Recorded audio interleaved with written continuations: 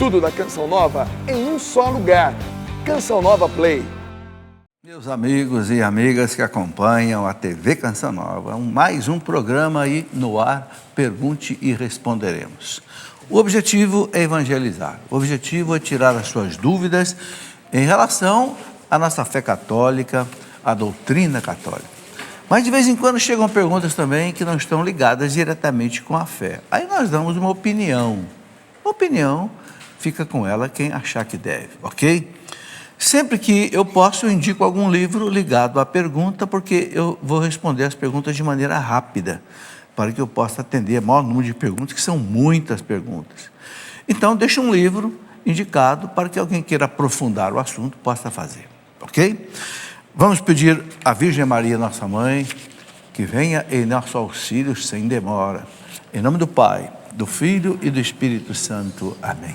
Ave Maria, cheia de graça, o Senhor é convosco. Bendita sois vós entre as mulheres, e bendito é o fruto do vosso ventre, Jesus. Santa Maria, Mãe de Deus, rogai por nós, pecadores, agora e na hora de nossa morte. Amém. Glória ao Pai, ao Filho e ao Espírito Santo.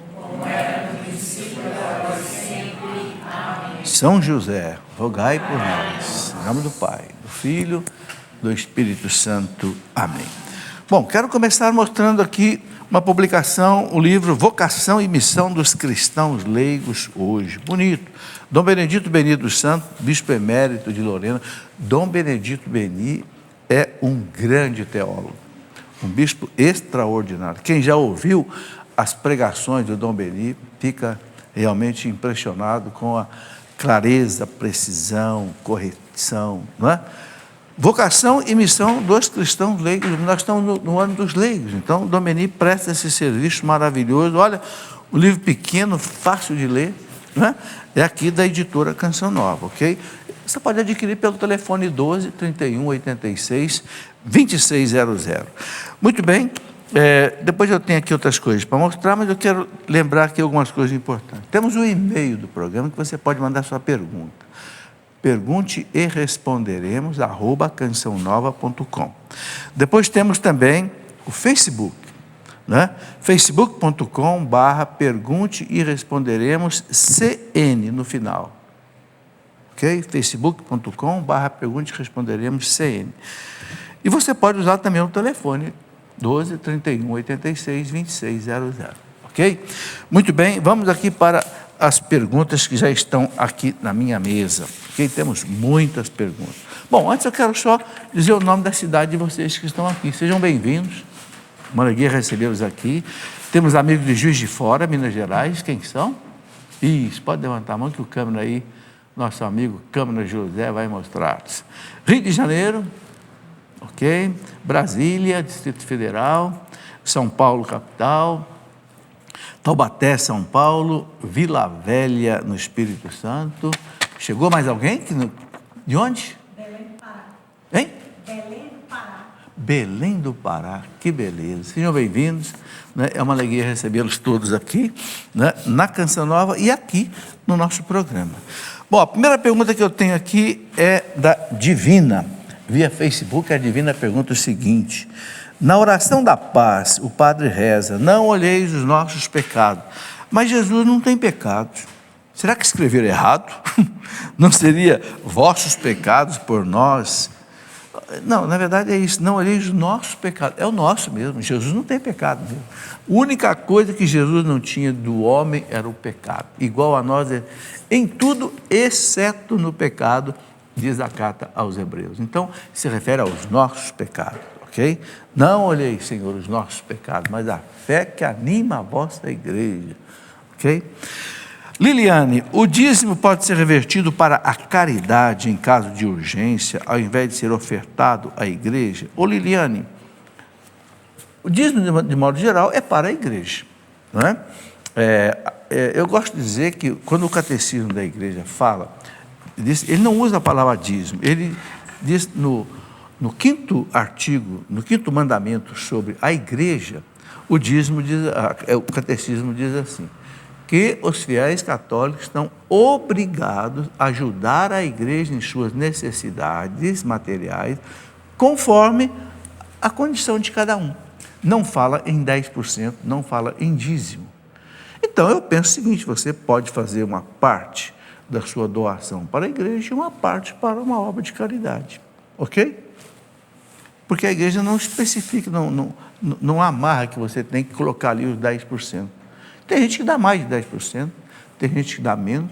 A igreja fala conforme a condição de cada um, ok? A pessoa que está desempregada não precisa dar nada, está desempregada, não recebe nada, ok? E quem recebe muito pode dar mais. Muito bem. Rafaela Abrantes, existem anjos da guarda? Sim. Na Bíblia fala sobre os anjos da guarda? Opa! Jesus fala claro sobre o anjo da guarda. Você pegar aqui, né?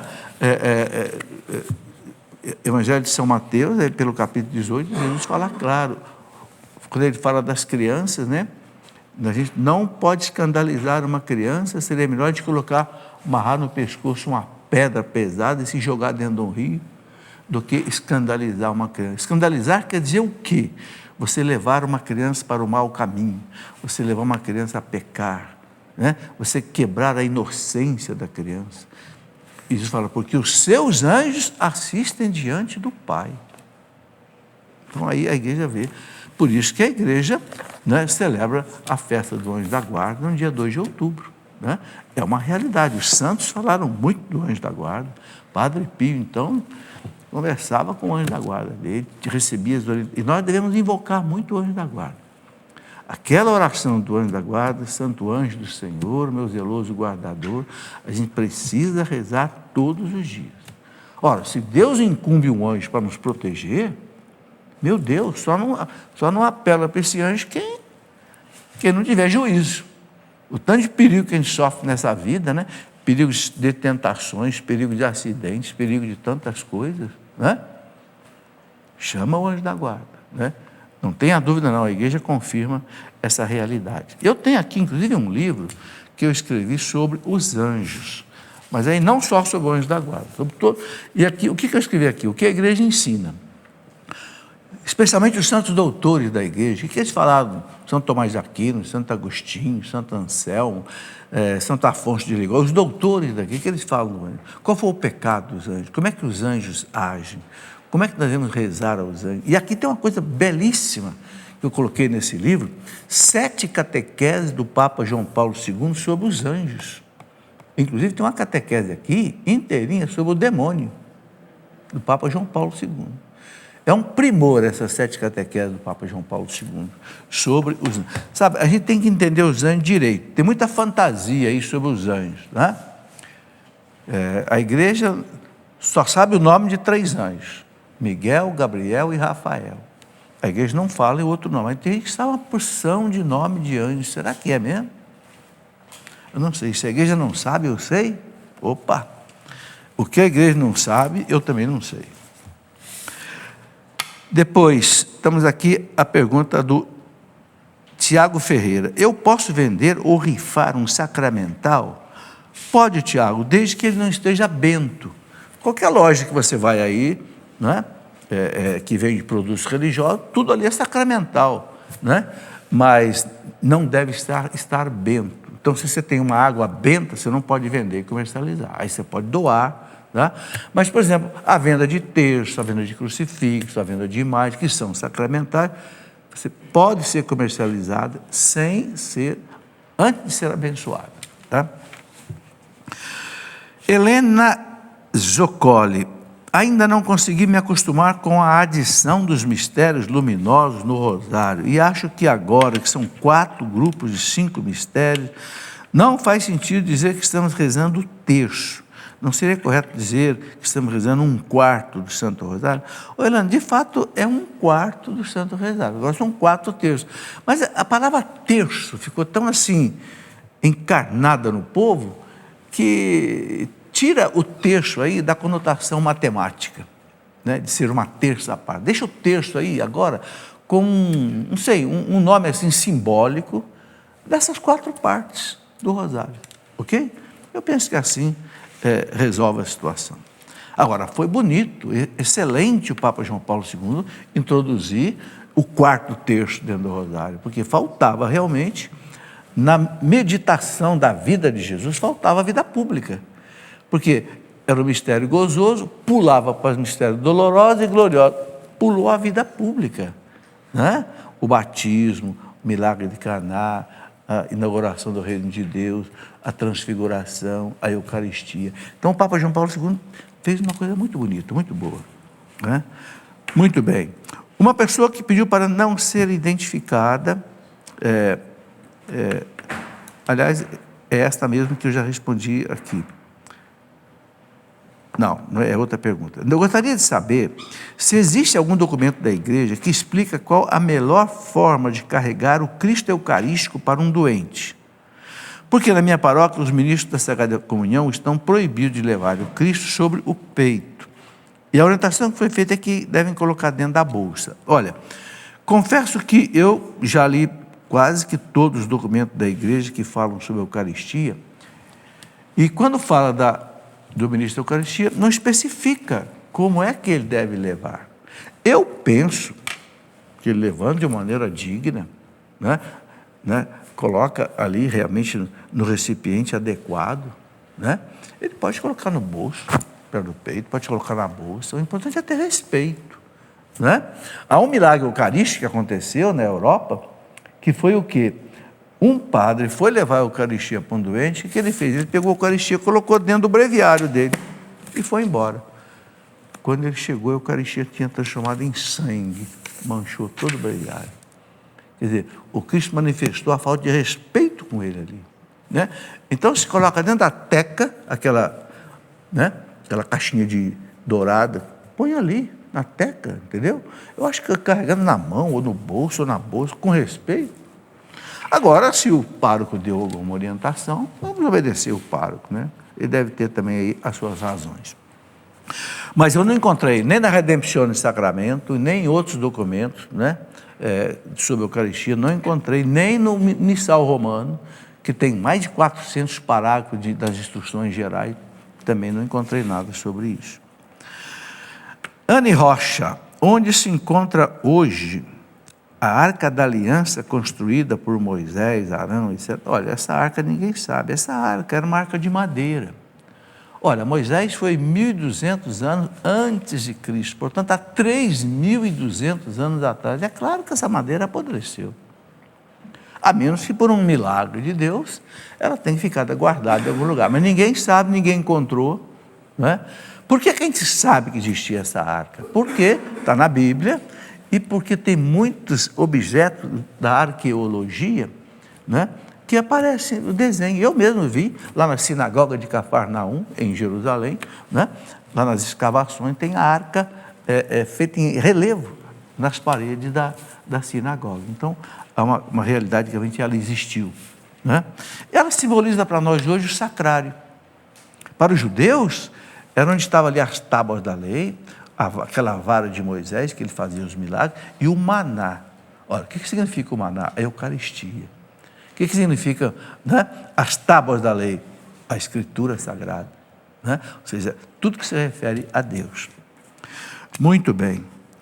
Uma pessoa que pede para não ser identificada, ela pergunta o seguinte: a psicopedagoga do meu filho indicou uma técnica chamada Access Consciousness, da física quântica.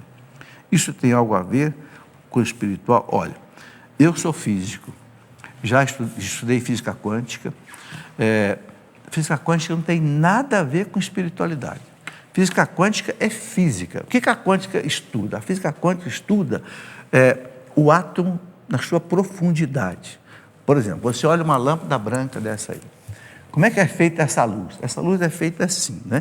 Um elétron, quando desce de uma camada mais energética para uma camada menos energética, ele perde energia, ele emite um chamado fóton, um pacote mínimo de energia, ok?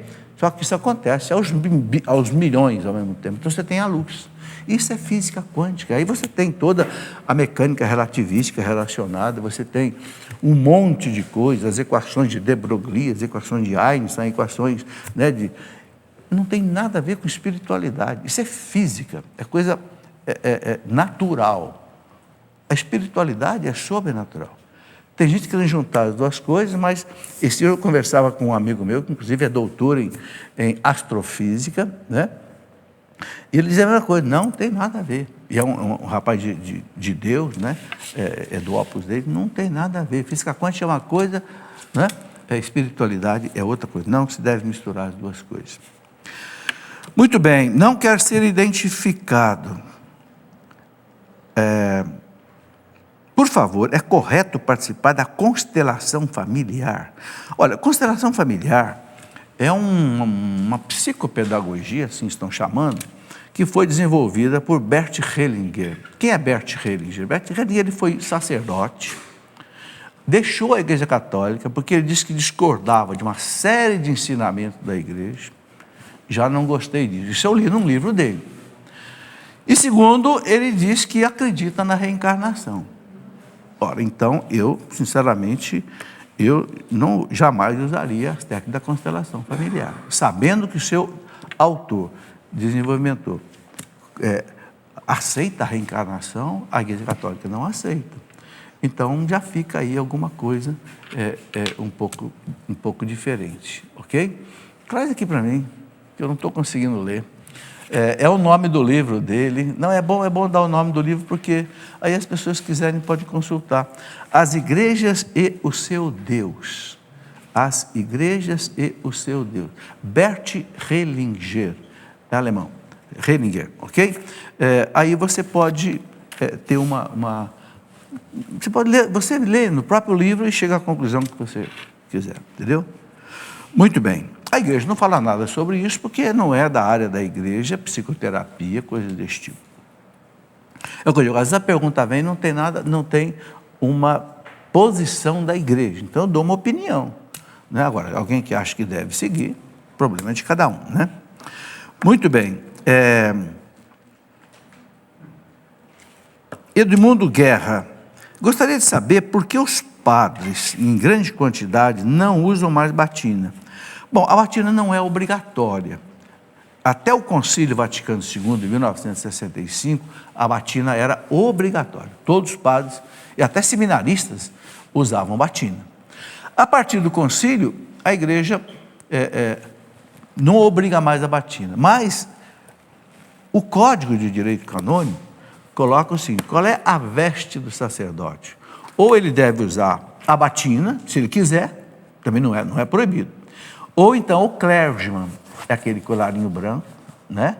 Onde o padre não usa a batina, ele usa colarinho com a camisa e a calça, às vezes paletó também. Então, é o que o Código de Direito Canônico recomenda, né? Para o sacerdote. E eu acho bom o sacerdote usar, sabe, uma veste que o identifique.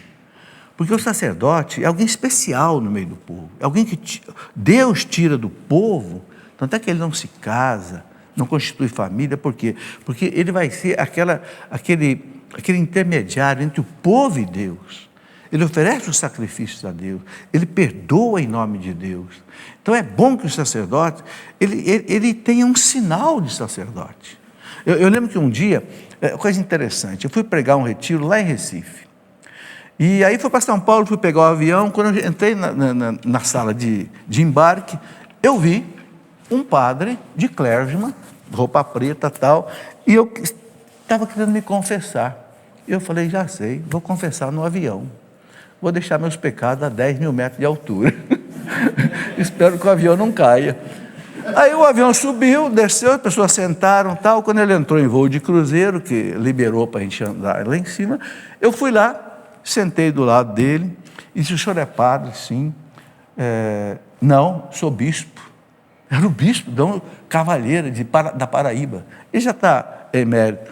O senhor poderia me confessar? Sim, claro, pode sentar aqui. Confessei. Se ele não tivesse vestido de padre, vamos dizer assim, eu não ia poder confessar. Ok? Então, eu acho que o padre, pelo menos, ele precisa ter escrito aqui, Padre Pedro, Padre... No Exército é interessante, né? O Exército, todos os soldados, sargentos, cabos, soldado, capitão, major, coronel, general, ele está escrito aqui, ó, General fulano, Major fulano, Cadete fulano, entendeu? E fardado.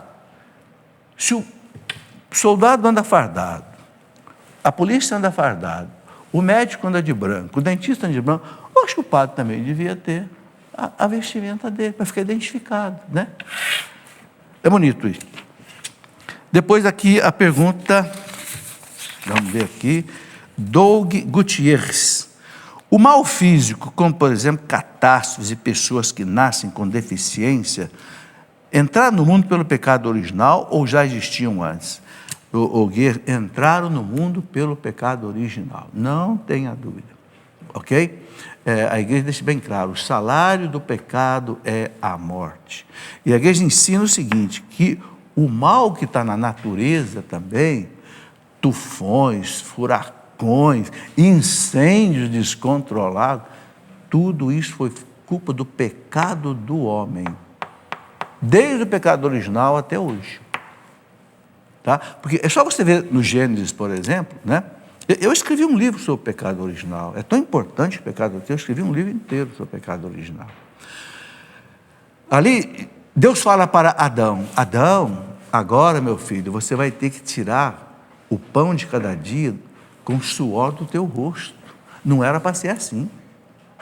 Agora, ele disse, está aqui, meu amigo Bruno, aqui é o pecado original, o que a igreja ensina. Olha, isso aqui é muito importante. Jesus veio por causa do pecado original. A igreja fala, se não fosse o pecado original, Jesus não precisava ter morrido na cruz. Ele veio para arrancar o pecado. É o Cordeiro de Deus que arranca o pecado do mundo. O primeiro e pecado básico é o pecado original, que trouxe a nós todos toda a fraqueza que nós temos. O pecado original deixou a nossa inteligência nublada, deixou a nossa vontade enfraquecida, deixou a nossa liberdade perturbada, né? Deixou surgir dentro de nós paixões desordenadas, soberba, orgulho, vaidade, arrogância, né? Raiva, ódio, inveja, preguiça, tudo é fruto do pecado original. Por isso que Jesus falou para os apóstolos no Horto das Oliveiras, quando ele mandou os apóstolos rezarem pelo menos uma hora com ele, e eles dormiram, Jesus falou para eles, vigiai e orai, porque o espírito é forte, mas a carne é fraca. O que é a carne? A natureza humana. A natureza humana, por isso que nós precisamos dos sacramentos, da oração, da mortificação, para fortalecer, é a graça de Cristo que reverte o pecado original.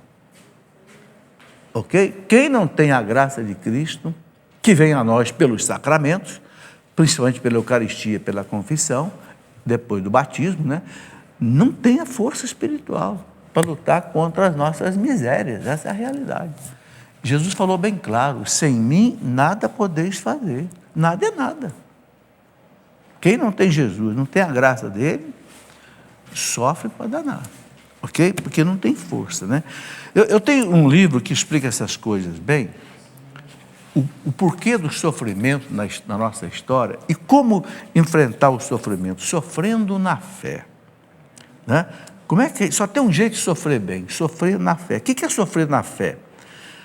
É você oferecer o seu sofrimento para Deus, não é? Pela salvação do mundo, porque São Paulo fala bem claro, eu completo na minha carne o que falta à paixão de Cristo pelo seu corpo, que é a igreja. Cristo já passou pela paixão dele, mas a igreja está passando ainda, porque a igreja é o corpo de Cristo. Então, quando nós sofremos na fé, sem revolta, sem lamúria, sem ficar acusando os outros, a gente oferece a Deus naquele cálice da missa, junto com o cálice de Cristo, nós estamos ajudando Deus a salvar a humanidade. Então é o sofrer na fé, né? Não tem outro jeito de sofrer em paz a não ser sofrer na fé. Esse livro aqui detalha toda essa realidade aí. Muito bem. Igor, de Itapecerica, queria que o senhor falasse um pouco sobre os ministérios, intercessão, pregação, música, como saber qual é o meu ministério. Ô Igor, ministério quer dizer serviço. Serviço na igreja tem muitos, né? Deus fez assim para que ninguém fosse autossuficiente na igreja. Um precisasse do outro. É aquilo que São Paulo fala na primeira carta aos Coríntios, né? Lá no capítulo 12. A cabeça não pode dizer para o pé, eu não preciso de você. O olho não pode dizer para o ouvido, eu não preciso de você. Precisa. Então, na igreja, todo mundo precisa de todo mundo. Então, são os ministérios, serviços. Agora, tem ministério de pregação. Deus capacita as pessoas para cada tipo de serviço, né? Eu fui chamado para o ministério de pregação. Por quê? Pude fazer teologia, pude estudar muito, fui professor 40 anos, então tenho a didática do magistério. Então, Deus aproveita o natural e põe aí o sobrenatural. O outro tem um dom da música. Eu não sei tocar nada, ok? Se alguém me colocar para cantar, para tocar, não vai ter encontro. Ou se alguém me colocar na cozinha também, não vai ter comida. Porque a única coisa que eu sei fazer, que eu aprendi com a minha esposa, foi fazer café. A única coisa. Eu nunca fiz uma panela de arroz, de verdade. Porque eu não precisei fazer. A minha esposa fazia. Agora eu almoço na casa dos filhos, porque ela morreu. Mas entende, o que eu estou querendo dizer com isso? Não me ponha na cozinha, não me ponha para tocar, me ponha para pregar. Aí eu vou falar. Quer dizer, então, cada um na igreja. Agora, como é que a pessoa, ele está perguntando aqui, como é que eu descubro o meu ministério? É fácil. Aquilo que você sabe fazer, e que você começa a fazer, e os outros começam a dizer que você foi bem. Oh, você fez uma palestra, você foi bem. Opa, continua. Oh, você fez a comida ficou ótima, continua. Oh, você, enquanto ele fala que você fez isso, você saiu muito bem, continua, entende? Eu escrevi um livro, está por aqui, sabe por que eu escrevo esses livros? Está aqui, só um minutinho. Como fazer a vontade de Deus? Eu escrevo o livro, sabe por quê? Exatamente para responder essas perguntas. Estou há 50 anos trabalhando na igreja, desde que eu conheci o Sr. Jonas há 48 anos atrás, eu trabalho. Então, essas perguntas, eu sinto que o povo fica sem resposta, eu procuro pesquisar o que a igreja ensina e transformar em livro. O que é a vontade de Deus para mim? A vontade de Deus, Deus põe no seu coração. Sabe? Deus põe. E outra coisa, Deus vai te empurrando naquela direção. O que você gosta de fazer? Eu gosto de cozinhar, vai para a cozinha. Eu gosto de varrer, vai varrer. Eu gosto de pregar, vai pregar. Agora, sinta se você foi bem. Como é que você sabe se você foi bem? As pessoas falam. Olha, você foi bem, me tocou. Então, continua. Entende? É isso mais ou menos, tá? Não tem uma receita assim exata para você descobrir qual é a sua vocação. Mas é importante descobrir a vocação. Nós estamos no mês de agosto, é o mês das vocações. É importante isso. Agora, reze, né? Senhor, mostra para mim qual é a minha vocação. Eu tive uma experiência fantástica disso. Eu estava no Exército Brasileiro, faltava um ano para sair oficial do Exército na Academia Militar. Eu saí no último ano porque eu queria ser professor. Algo batia dentro de mim, você vai ser professor. Eu lecionei 40 anos como professor. E continuo sendo professor, só que agora não mais de física e matemática, mas de teologia. Muito bem, vamos para o nosso intervalo, a gente volta já aí para responder as perguntas que vão aparecer ali no plano.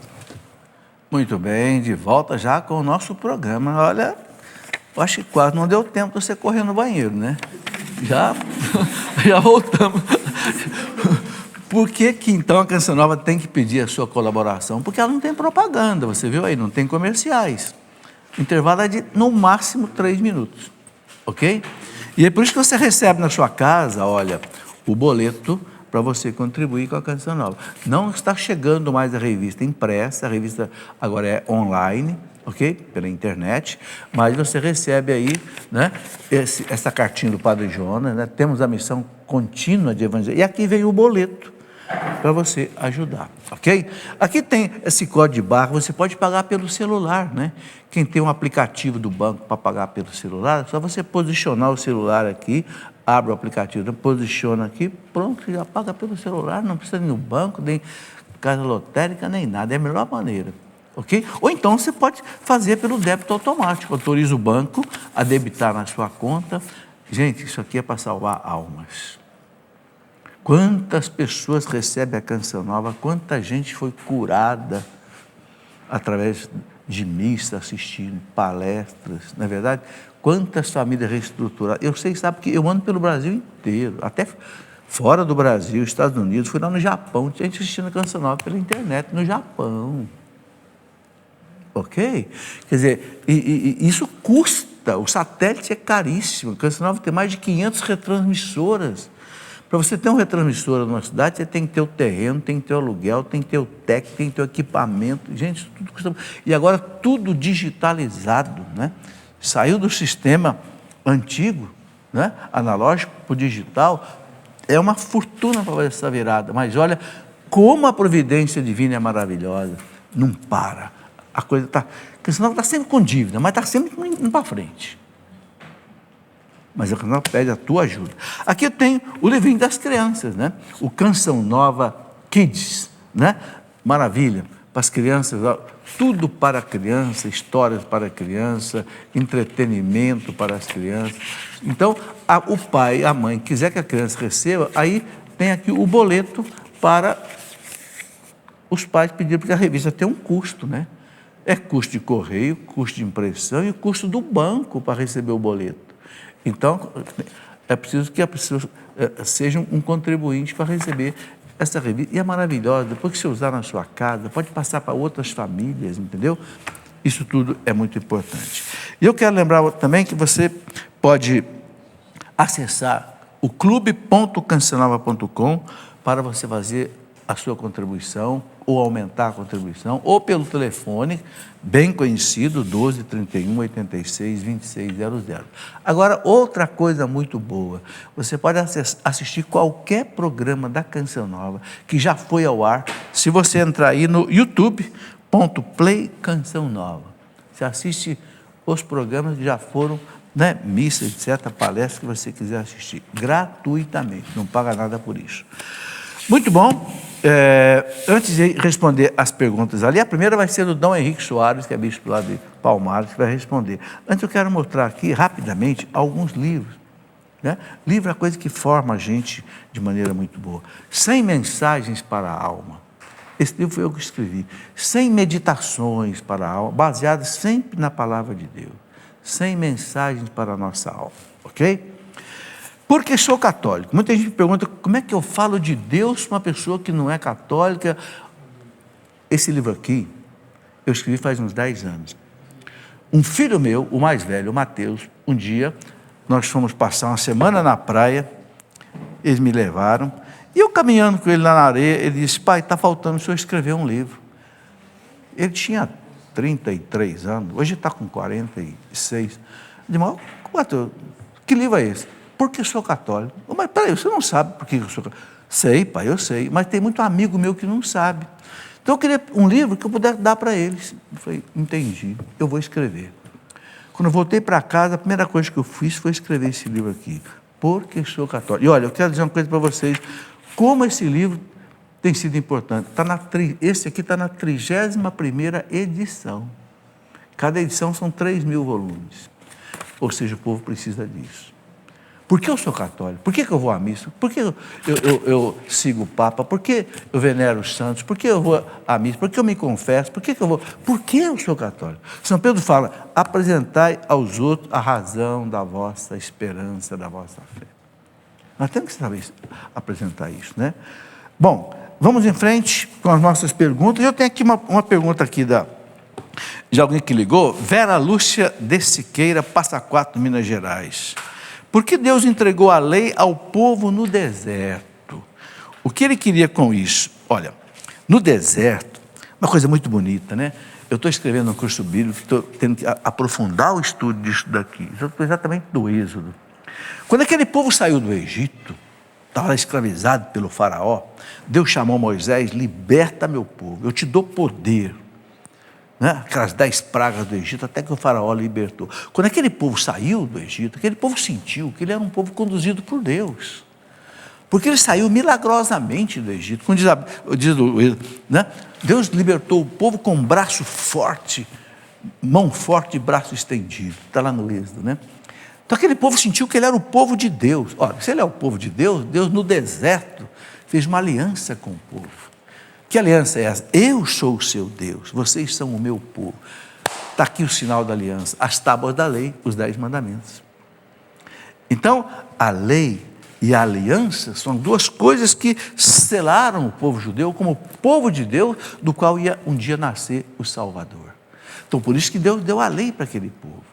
É uma lei que não é a mesma que depois Jesus atualizou no Sermão da Montanha, porque era uma lei para aquela realidade, aquele povo que tinha aquela influência, né, ainda do Código de Hammurabi, etc. Tal. Depois Jesus leva a lei à perfeição, né? São 2 montes, né? O Monte Sinai, onde Moisés recebeu a lei, depois o monte onde Jesus celebrou as bem-aventuranças, né? Atualizando essa lei. Não, Deus deu essa lei exatamente por isso, para que aquele povo, né, seguisse o seu caminho. E o ponto fundamental da lei qual era? Era o povo ter um único Deus, porque todos os povos que circundavam Israel, filisteus, amorreus, jebuseus, amalecitas, todos eram politeístas, adoravam função de Deus, que não eram Deus, coisa nenhuma. Então Deus tinha que pôr na cabeça daquele povo que o único Deus verdadeiro era Ele, Javé, que apareceu para Moisés na sarça ardente. Apareceu não, se manifestou, né? Porque aquele povo tinha uma tentação terrível de adorar os deuses. Então a lei era exatamente para que aquele povo amasse o seu Deus e obedecesse o seu Deus. Tanto assim, uma coisa muito interessante, você pega a Bíblia, o capítulo mais longo da Bíblia, né? Dos Salmos, exatamente o capítulo que fala da lei, né? O Salmo 118, né? Como ele né, usa todos aqueles mais de 170 versículos para falar da lei de Deus, porque era assim sinal da aliança com o povo. Dom Henrique, qual é a pergunta que Dom Henrique vai responder para nós? A pergunta dele é a seguinte, cadê a pergunta do Dom Henrique? Está aqui, é tanto papel aqui na minha frente. Dom Henrique, a relação sexual interrompida, o chamado coito interrompido, é pecado? Por quê? Vai responder para nós. Sim, o coito interrompido é pecado. Né? A vida sexual do casal, as intimidades do casal, veja, pertence ao casal. Vou dizer uma coisa, uma cama de casal é estreita demais para ter um padre no meio, tá certo? Não, é a celebração do amor entre esposo e esposa. E o amor humano, o ato sexual humano, não é como o ato sexual de animal. Os animais têm o ato sexual ali programado para a procriação e pronto. O ato sexual entre duas pessoas é muito bonito, porque é um dizer eu te amo, tem uma subjetividade, tem o carinho, tem a carícia, e a igreja não se mete nisso. O que a igreja recomenda é, primeiro, que essas carícias, esse amor, seja no respeito, na veneração, sem violentar um ao outro. Né? Em cada carícia, você está dizendo um eu te amo. Depois que o ato sexual termine, né, a linguagem, o corpo tem uma linguagem, porque o corpo foi criado por Deus, termine, né, naquela fusão entre homem e mulher como Deus sonhou. E que termine com a ejaculação. Esse é o ato sexual completo e deve ser assim. Qualquer outro modo de interromper esse ato sexual que torne prazer pelo prazer, sem essa celebração do amor, né, não condiz com a dignidade, com a beleza, com a finalidade do ato sexual. O coito interrompido é sim um ato sexual imperfeito e, portanto, não corresponde nem à dinâmica natural do ato sexual, nem o que Deus pensou para a relação de amor entre homem e mulher. Está aí. O povo faz muitas perguntas sobre a vida sexual no casamento. Por isso, eu escrevi um livro. Inclusive, submeti esse livro ao nosso bispo, Dom Beni, o mesmo que escreveu esse livrinho que eu mostrei aqui, Dom Benedito Beni, Vida Sexual no Casamento.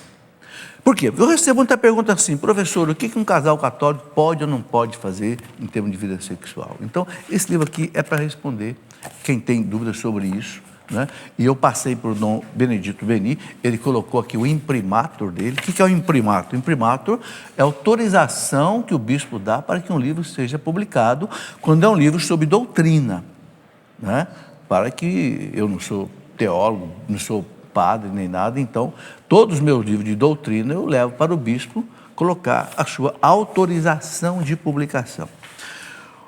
Ok, eu quero aproveitar para fazer um comentário aqui que os bispos estão pedindo. Vocês estão acompanhando na internet aí, ou mesmo na televisão, a CNBB, né, está pedindo para o povo católico se mobilizar contra uma ação que aquele partido político PSOL entrou no Supremo Tribunal Federal pedindo a aprovação do aborto até a 12ª semana de gestação.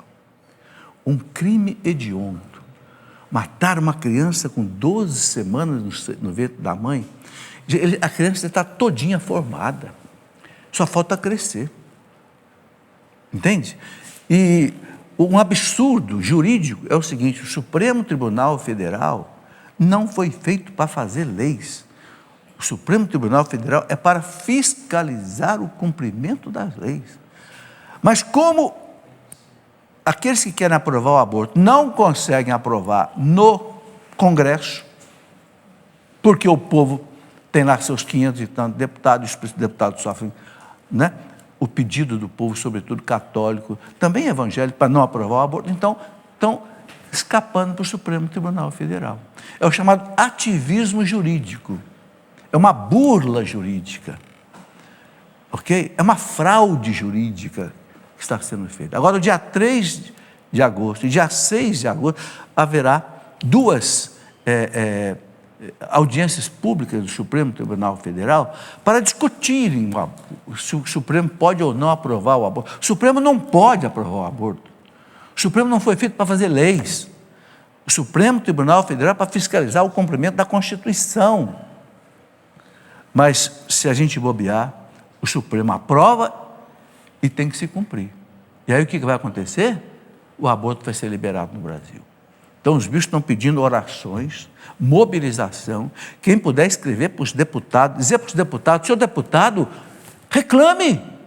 Não é direito do Supremo Tribunal Federal fazer leis. É o direito do Congresso. O Congresso teria que bater os pés e dizer: não, isso aqui é atribuição do Congresso, não é atribuição do Supremo Tribunal Federal. Onde é que está o respeito entre os três poderes? Na democracia, temos 3 poderes interdependentes: executivo, legislativo e judiciário. Um não pode assumir o papel do outro, senão você quebra a democracia. É o que está acontecendo com a questão do aborto. E se acontece isso com o aborto, daqui a pouco vem a eutanásia. Já fizeram isso com a manipulação de embriões, que não tinha que ser aprovado pelo Supremo, tinha que ser aprovado pelo Congresso.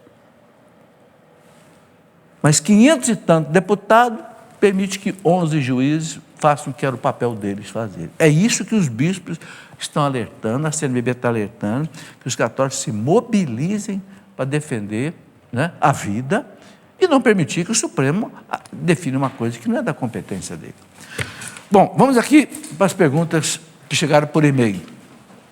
Marcelo Fragoso, Natal, Rio Grande do Norte. Quero saber se Nossa Senhora, a Mãe de Jesus, tem poder ou ela só pode interceder por nós. Tem algum livro para aprofundar nesse assunto? Olha, Nossa Senhora tem poder. Não é um poder pessoal dela, é um poder de Mãe de Deus. Nas bodas de Caná, ela tinha poder para transformar água em vinho? Não tinha. O que ela fez? Meu filho, ele não tem mais vinho. Dá um jeito. E ele deu um jeito. Então, o poder de Nossa Senhora é o poder de Mãe de Deus. O que a sua mãe pede para você que você não faz? Agora, você imagina Jesus, que é o melhor filho que existe. Esse é o poder de Nossa Senhora, né? Por isso que a igreja ensina: pede à mãe que o filho atende. Pede à mãe que o filho atende, né?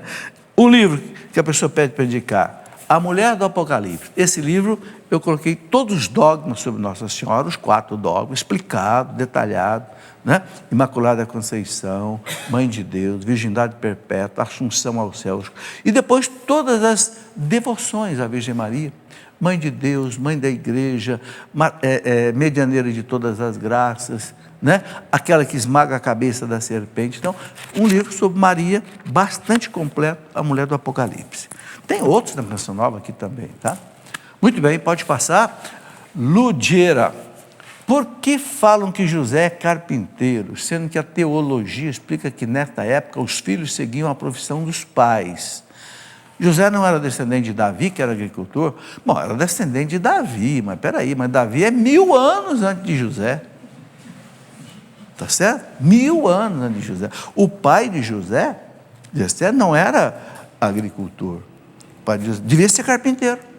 E o carpinteiro, para os judeus, não é só aquele que trabalhava com a madeira, não. Israel não tem muita madeira. Não tem. Israel sabe que a única madeira que tem em Israel é a oliveira. E eles não cortam a oliveira, porque a oliveira dá azeitona, que faz o óleo, que é fundamental para eles. Então, o carpinteiro, para o judeu do tempo de São José, é aquele homem que também fazia casas. Ok? Fazia coisas de madeira, mas também ele construía as casas como um todo. É isso, aprendeu exatamente com seus pais. Gabriel Ribeiro, de Aracaju, gostaria que me explicasse a situação do grupo dos apóstolos após a morte de Judas. Se Paulo também é apóstolo e Matias entrou no lugar do traidor, então temos 13 apóstolos? Não, temos 12. Paulo é apóstolo, mas não é o apóstolo do grupo dos apóstolos. Por que o grupo dos apóstolos são 12? Jesus escolheu 12. Por quê?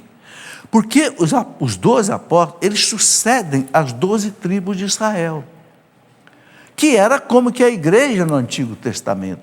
Jacó, que depois passou a chamar, ele tinha 12 filhos. José, Benjamim, Judá, Asser, né? Os 12 filhos de Jacó. Quando Cristo escolheu os 12 apóstolos, ele quis mostrar o quê? Os apóstolos são sucessores de Israel, há uma continuidade. Quando morre Judas, ele escolhe Matias, para completar os 12. Agora, depois vieram uma porção de outros. Paulo, Barnabé, Tito, Timóteo, Silas, todos são apóstolos, mas não são apóstolos do colégio apostólico original, que significa a sucessão de Israel. É isso. Luzia Valença, é sócia evangelizadora do Distrito Federal. Gostaria de saber a opinião da Igreja Católica sobre a constelação familiar técnica psicológica. Eu já falei sobre isso hoje, então não preciso falar. Né? O livro do Bert Hellinger, né? Que infelizmente ele, né, aceita aí a reencarnação e diz que deixou de ser padre porque discordava de certas coisas da igreja. Vamos lá. Gostaria de saber o que o Catecismo da Igreja Católica revela sobre a lei da atração. Não fala nada. Essa lei da atração está ligada com física quântica, aquilo que eu já expliquei também. O Catecismo não fala nada, porque física quântica e lei da atração não é nada sobrenatural, é natural. A palavra física, do grego, quer dizer natureza. Tudo que é físico é natural, não é sobrenatural. Ok? Podemos chamar Jesus Cristo de Pai? Tânia Lisboa. Tânia, às vezes as pessoas usam esse meu bom Pai Jesus. Aí não é no sentido do Pai como Deus Pai da Santíssima Trindade. Pai no sentido de aquele que acolhe, que orienta, que guia, né? Então, teologicamente, Jesus é o Filho do Pai eterno. Mas, carinhosamente, as pessoas chamam de Pai, no sentido da orientação que Jesus dá, como todo pai. Não há nada que questionar sobre isso.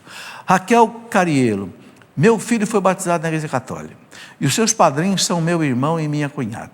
Minha cunhada é batizada na Igreja Católica, meu irmão foi batizado na Igreja Evangélica, porém hoje vai à Igreja Católica. O batismo do meu filho é válido? É válido. Olha, o batismo sempre é válido. O padre batizou, ou alguém batizou, mesmo que não tenha padrinho, o batismo é válido. A igreja exige o padrinho e a madrinha, por quê? Para ajudar os pais na educação religiosa da criança. Mas, por exemplo, se uma criança está morrendo, não dá tempo de chamar um padre, qualquer pessoa pode pegar um pouco d'água e batizar.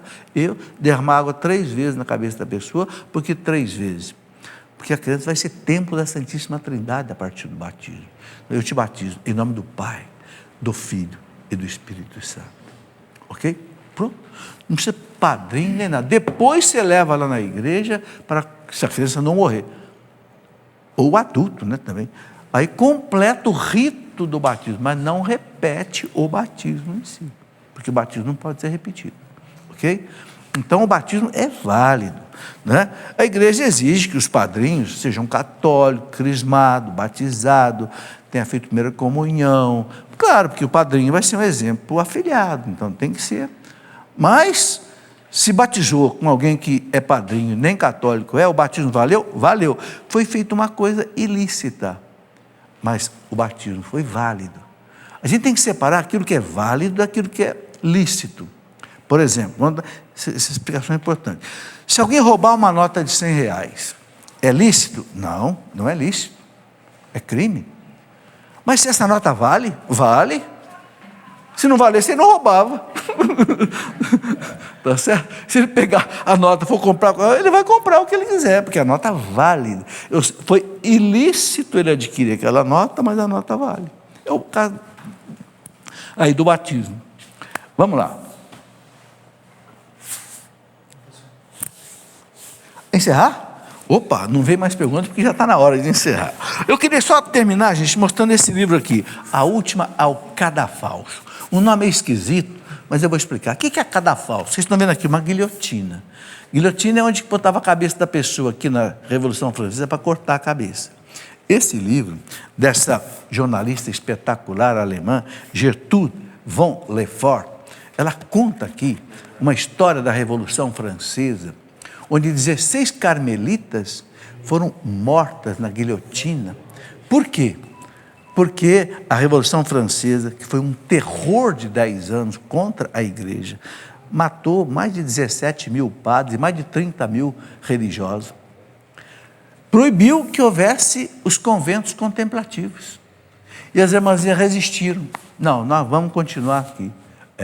Foram todas levadas para a praça pública e guilhotinadas, cortaram a cabeça. E por que chama A Última ao Cadafalso? Porque a Madre Superiora ficou por último. Ela quis ficar por último. E ela consolava cada uma das suas filhas. E teve uma filha que falou para ela assim: Madre, senhora, desculpe, eu não consegui terminar de rezar o ofício das horas hoje, que reza de 3 em 3 horas. Né? A Madre disse: não tem problema, minha filha, nós vamos terminar de rezar lá no céu, ainda hoje. E ela foi a última a ser decapitada. Por isso que chama A Última ao Cadafalso. É uma história que muita gente não conhece. Muita gente pensa que a Revolução Francesa foi uma beleza, liberté, igualité, fraternité. Aqui, ó. Cortar a cabeça dos outros aos milhares, isso é fraternidade? Isso é loucura. Nunca se derramou tanto sangue na França como na Revolução Francesa, e sangue de católicos, de padres e religiosos e religiosas. Esse livro conta isso. Especialmente os universitários precisam ler esse livro. Muito bem, gente boa, chegamos ao final do nosso programa de hoje, ok? Muito obrigado, vocês que vieram, vocês de casa que acompanhou. E quarta-feira que vem, se Deus quiser, estaremos aí de novo. Um grande abraço a todos.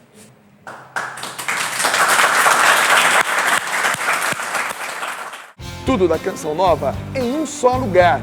Canção Nova Play.